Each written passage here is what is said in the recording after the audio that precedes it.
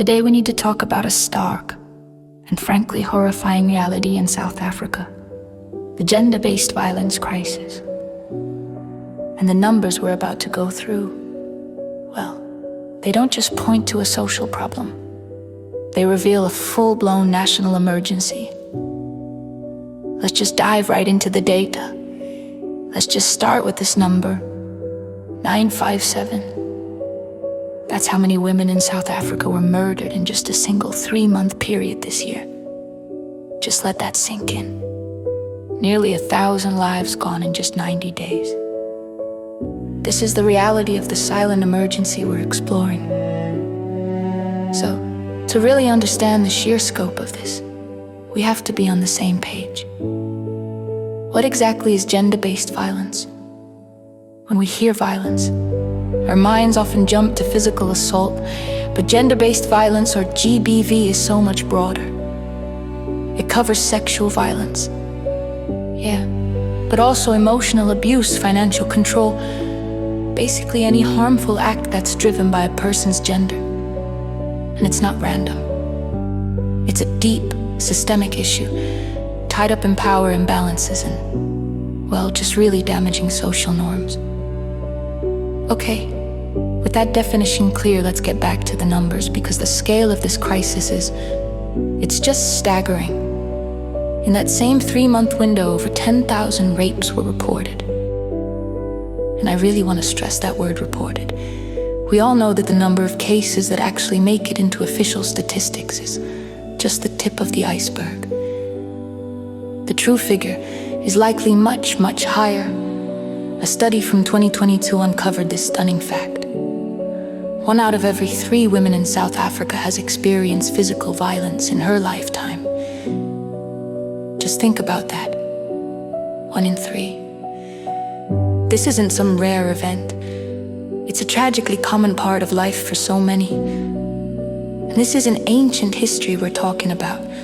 This is happening right now. In the past year alone, more than 1.5 million women reported being victims of physical or sexual violence. These aren't just abstract stats. Every single one of those numbers is a person, a family, a community being torn apart as we speak. Now, while this threat is everywhere, the risk isn't spread out equally. Not at all. Certain groups are far more vulnerable, and this really points to just how deep the structural roots of this crisis actually go. Take a look at this data.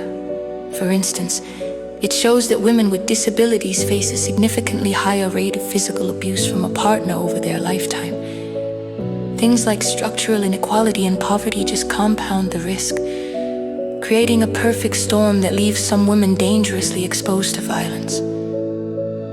When you see numbers on this scale, one thing becomes incredibly clear. We are not talking about a few isolated domestic problems. This is a public health emergency. This is a national crisis. And hey, that's not just my take. The South African government itself has gotten behind declaring GBV and femicide a national crisis. They're acknowledging that this needs a massive, urgent, and coordinated response from the very top. And the most extreme, the most fatal outcome of this crisis has a specific name: femicide. It means the gender-based killing of women. Just this year, a government minister voiced serious alarm over the rising rates of femicide, which just goes to show how deadly this emergency has truly become. So, the huge question is, why? Why is this so widespread? If there's ever going to be a solution, we first have to understand what's actually driving it. Well, research points to a few key interconnected drivers. First, you've got unequal power dynamics in relationships. Then there's the massive issue of poverty and structural inequality, which create these high-stress environments where violence can just flourish.